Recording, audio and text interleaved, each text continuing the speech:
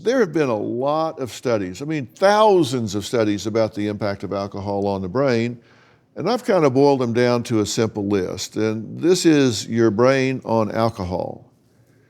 It is slower, you're clumsier, you're dumber, you're irresponsible, you're unpredictable, you're immature, and you're impulsive.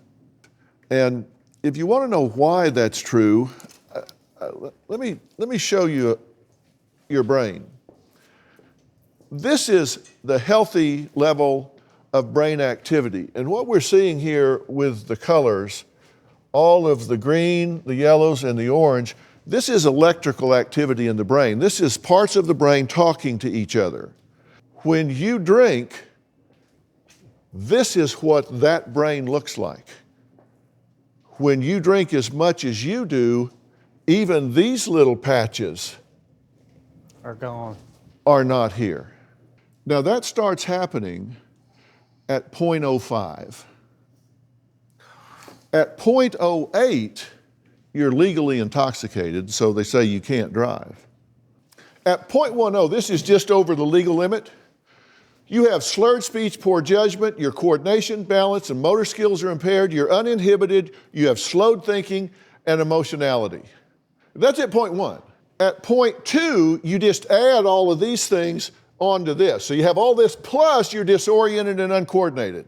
You have double vision, you have blackouts, and you don't inhibit your aggression. You're vomiting and your gag reflex is impaired. So you're likely to choke on your own vomit. So you have a risk of choking. At 0.25, it's all of this plus you have mental, physical, sensory, all severely impaired, possible loss of consciousness, and now a high risk of choking on your vomit. We're not to you yet. The last time you were in the ER, you were 0.35, which is all of this plus tremors, memory loss, and possible death, but now your breathing and heart rate start to decrease. You've got so much toxic alcohol in your brain that it starts shutting down the respiratory system, the part of your brain that tells you to breathe. Your heart rate decreases, you lose bladder control. You're lying in the floor, passed out in a pool of urine. You lose bladder control.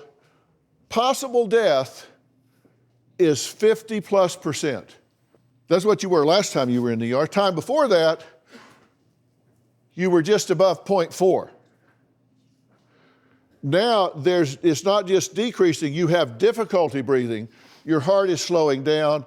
This is the level that is accepted as lethal. At 0.4, you are supposed to die.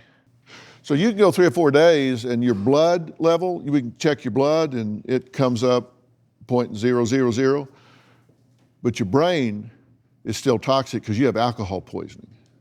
Well, it's certainly a wake-up call. I've never had this explained to me in this manner. It's got to stop.